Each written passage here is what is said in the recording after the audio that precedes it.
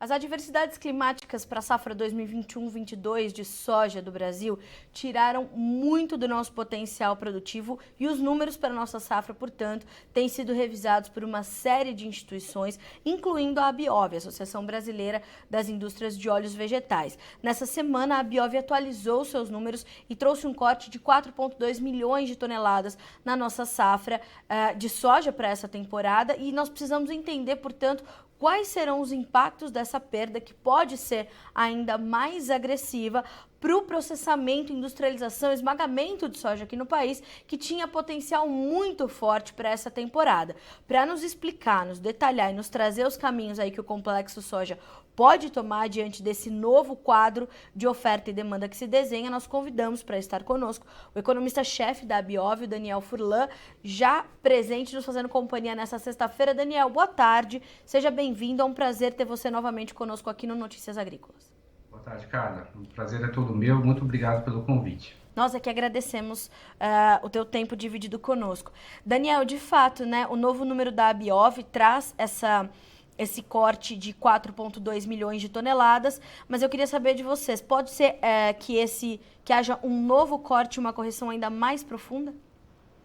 De fato, nós já revisamos 2 vezes a nossa estimativa de safra para 2022, com base nas avaliações das nossas associadas que têm seu time de inteligência de campo, as imagens de satélite, e com isso conseguem nos passar informações muito fidedignas da realidade do campo.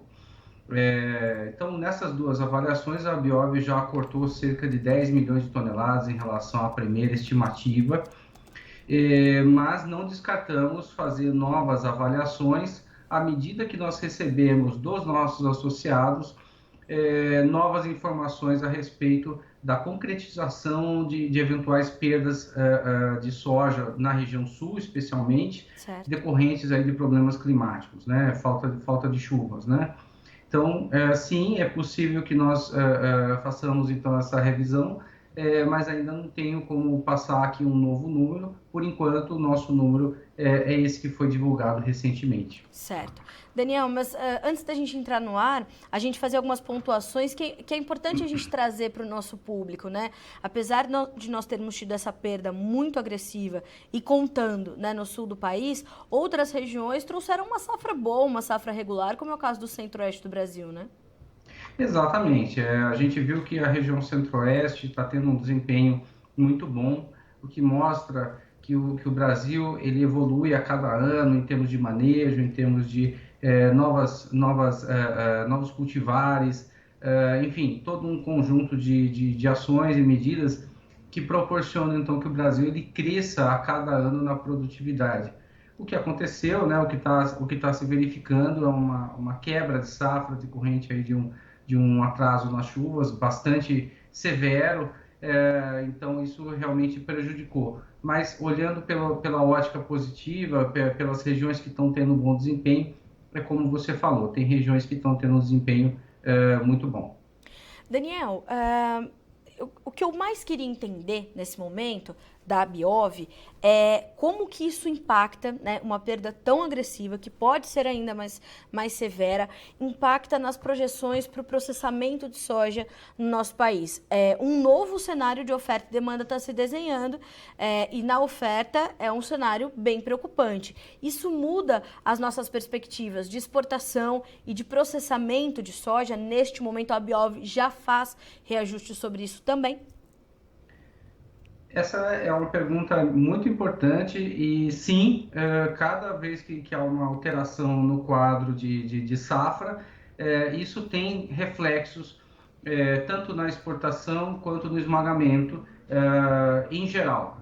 Para esse ano, 2022, a ABIOV continua trabalhando com um esmagamento ainda superior a 2021, esmagamento de 48 milhões de toneladas.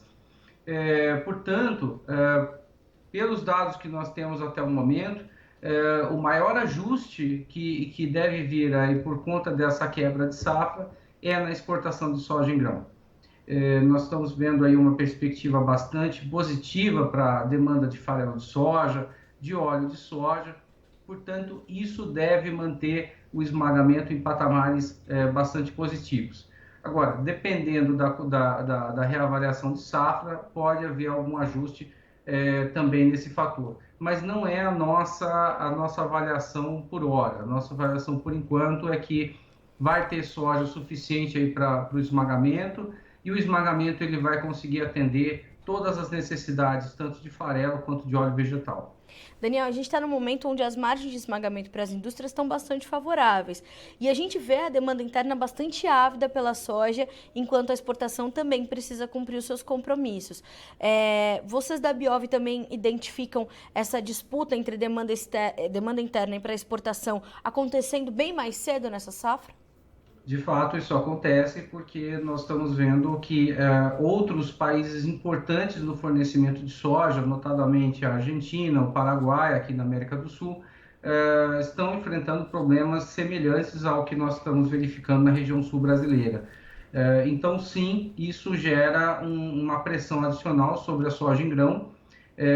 Daí a importância, né, como a Biov sempre faz, todas as manifestações públicas da Biov, sim, então, por mecanismos, né, por políticas públicas que tragam, então, previsibilidade para a demanda dos produtos da soja, né? O farelo de soja, pedimos sempre, né, para que o governo tenha ações de ampliação dos mercados de exportação do farelo.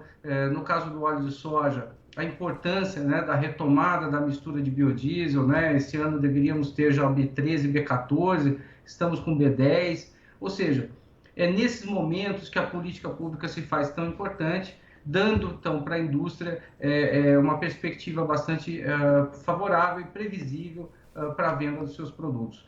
Com isso, a indústria ela tem muito mais condições de reter essa soja aqui dentro de uma maneira competitiva, ofertando no mercado interno os produtos tão essenciais. Daniel, é interessante da gente observar que no final do ano passado, no começo desse ano, a gente já trazia bastante essa preocupação com essa mistura congelada nos 10% para o biodiesel, que foi bastante questionado, né? Se tenta reverter ainda essa situação, né? Para que haja esse aumento gradativo. Como é que esse fator, essa variável, se encaixa nesse novo quadro que se forma? Acaba sendo mais importante que a gente tenha essa manutenção justamente por conta dessa oferta menor de soja, ou justamente por conta disso, para que não houvesse essa insegurança por parte da indústria, que esse aumento fosse mantido? Como é que essa variável se encaixa nesse novo cenário? Tá ótima, uma ótima pergunta. Veja só, todas as vezes que houve uma sinalização, uma firmeza da parte do governo com relação ao mandato de biodiesel, sempre houve uma resposta positiva e adequada da indústria, tanto no fornecimento de óleo quanto na produção de biodiesel. Então, essa previsibilidade, sempre que ela foi mantida, ela teve como consequência positiva, né, o aumento da oferta e o aumento da produção. A produção e o consumo de biodiesel são importantíssimos para o Brasil, não apenas pelo consumo do óleo de soja e geração de farelo, mas principalmente porque, ao gerar mais farelo, nós temos um insumo essencial para a produção de proteínas, né? Então, toda vez que a gente tem mais farelo de soja sendo ofertado aqui dentro do Brasil, a população ela se beneficia com o consumo depois de proteínas muito mais competitivo. Então, isso é importante. Importante lembrar também que a produção e o consumo de biodiesel, elas reduzem, né, os efeitos aí das mudanças climáticas, né, a emissão de gases de efeito estufa, melhora a qualidade do ar e também gera empregos para a agricultura familiar. Veja só, como a gente está falando de um segmento muito importante, né, os agricultores familiares, e boa parte deles está na região sul, é nesse momento que o biodiesel ele mostra-se ainda mais importante. Certo. Porque o biodiesel ele estabelece esses vínculos, né, entre a usina, né, a usina integrada ou não, com o agricultor.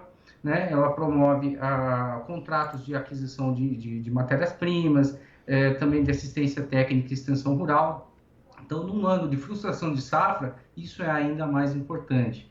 Portanto, a questão da mistura de biodiesel, ela precisa sim ser retomada, né? O Brasil ele tem um excedente exportável de 1.700.000 toneladas de óleo, temos quase 400.000 toneladas de óleo no estoque final. Ainda temos, né, um volume de soja em grão bastante grande, né, que pode uma parte disso ser revertido para o mercado doméstico para esmagamento.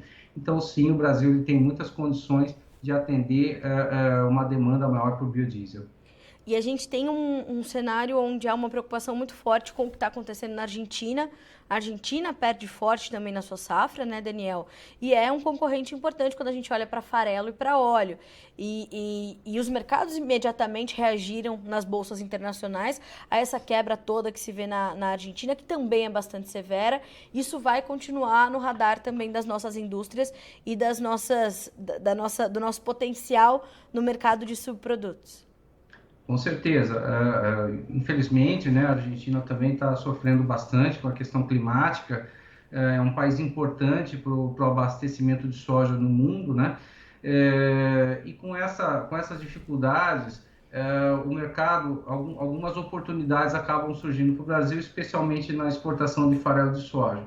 É nesse sentido que a gente fala, olha, aumentar a mistura de biodiesel, aumentar a demanda por óleo vegetal, é também uma forma de aproveitar essa janela, né, que está se abrindo aí para o farelo, né? Significa que a gente tem condições de aumentar o esmagamento, produzir mais farelo, e se esse farelo ele for consumido pela nossa indústria doméstica, né, de proteínas animais, excelente, mas ele também pode ser exportado, né? Então é uma janela de oportunidade que se abre para o Brasil esse ano. Daniel, a última projeção da Biov traz os nossos estoques finais em 3,9 milhões de toneladas. O que isso quer dizer efetivamente para o mercado brasileiro de soja, na tua análise, e para o cenário global de estoques? A gente vinha de uma safra de estoques apertados e o mercado contava com uma safra saudável da América do Sul para promover um equilíbrio no quadro de oferta e demanda, né, Daniel? Chegando ao mercado, se confirmando esse número de 3,9 milhões ou até um pouquinho abaixo disso, o que significa isso para o mercado global de soja e também para o brasileiro? Bom, no ano passado nós tivemos uma ótima safra, tivemos também grandes números, tanto na exportação quanto no esmagamento, mas foi uma safra suficiente também para ajudar a recompor os estoques de passagem. Com isso, a gente entrou em 2022 com mais ou menos 6 milhões de toneladas de soja em grão, que é um volume bastante expressivo. Esses 3,9 milhões de toneladas que nós projetamos para o final de 2022 é aquilo que se acredita que vai ficar estocado em posse das indústrias, dos produtores, dos armazéns em geral, para fazer a passagem, né, entre 2022 e 2023. Acontece que em anos que se tem uma safra menor do que a demanda, acontece que há um uso um pouco maior desses estoques de passagem, portanto, acontece que de um ano para outro, o setor, né, os consumidores precisam recorrer a esse estoque. O que está se visualizando, então, por enquanto, é esse estoque de 3,9 milhões, pode eventualmente ser revisado em função das novas estimativas de safra, mas, novamente, né, reforçando, a gente não vê nenhum motivo para consideração para falta de soja ou para preocupações dessa natureza. Daniel, que pontos a gente tem que continuar muito atentos e monitorando até a conclusão da nossa safra para que a gente traga um cenário menos nebuloso, tanto para o comprador quanto para o vendedor de soja? Na ótica da Biov, né, que está aí fazendo esse elo entre as indústrias processadoras, os produtores, na entrega da matéria-prima, o que não podemos deixar de observar agora? Não se pode desviar a atenção nesse momento que é determinante, que a gente vai conhecer o real tamanho da nossa safra frente a um quadro de demanda bastante pujante. Bom, não posso deixar de citar aqui que nas próximas 3 ou 4 semanas a gente vai ter um quadro muito mais claro sobre a questão da safra, não só na região sul, como também dos nossos parceiros da América do Sul. Isso é importantíssimo porque vai dar um quadro muito mais claro da oferta. Acho que é importante também acompanhar o ritmo de compras da China, que é o maior importador mundial de soja, e e como que está esse ritmo em função tanto da atividade doméstica chinesa quanto da recomposição de estoques, né, para produção de aves e suínos lá na China, né? Por último, né, mas isso não é para agora, mas lá para agosto, setembro, vai ser fundamental acompanhar também a safra no hemisfério norte, né, notadamente aí nos Estados Unidos, porque isso vai mostrar um pouco como é que vai ficar a questão da entre-safra da safra sul-americana. Tá certo. Daniel, te agradeço muito por estar conosco aqui no Notícias Agrícolas novamente. É sempre um prazer receber você, o Nassar, os representantes da Abiov, para que a gente possa trazer os esclarecimentos e o detalhamento dessas projeções. Vamos esperar os próximos números e os próximos acontecimentos, que 2022 deve ser um ano de mercado bastante agitado para esse complexo, né? Acho que sim, acredito que sim, mas a gente vai conseguir superar isso com bastante trabalho e o Brasil, mais uma vez, vai mostrar que ele é um fornecedor de bastante confiança e qualidade na soja, no farelo e no óleo. Exatamente. Daniel, muito obrigada mais uma vez. Te agradeço por dividir o seu tempo conosco e toda a sua análise. Um bom final de semana para você e já te espero para as próximas conversas por aqui. Muito obrigada. Muito obrigado pelo convite e ficamos à disposição. Até mais, Daniel. Um abraço. Um abraço.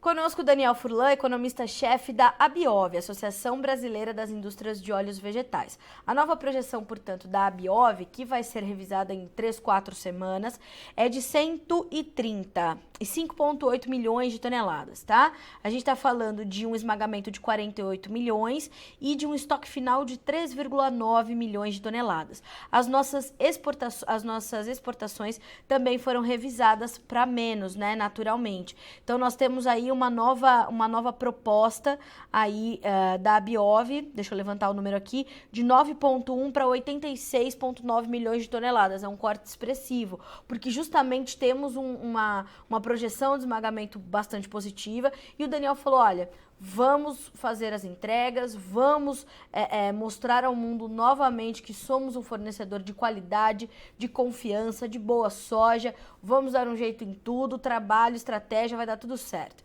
Então, atenção, os novos números da Abiov saem em 3-4 semanas, a projeção atual traz um corte de 4,2 milhões e estoques finais bem apertadinhos, como já era de se esperar, né? A gente vai monitorar tudo por aqui. Reforço, esmagamento em 48 milhões, exportações em 86,9, tá? A gente vai monitorar tudo isso por aqui. Se você está chegando agora nessa entrevista, depois retoma a íntegra, porque o Daniel dá detalhes de como é que o complexo soja ao mercado, tanto comprador quanto vendedor nesse momento, vão se ajustar para atender toda essa demanda. Inclusive, essa disputa, né, para suprir essa disputa entre demanda externa e demanda para atender aqui as nossas indústrias locais. A gente fica por aqui com esse boletim, mas segue a nossa programação para que você seja sempre o produtor mais bem informado do Brasil. Participe das nossas mídias sociais, no Facebook, Notícias Agrícolas, no Instagram, @Notícias Agrícolas e em nosso Twitter, @Noteagri. E para assistir todos os vídeos, se inscreva no YouTube, na Twitch, no Notícias Agrícolas Oficial.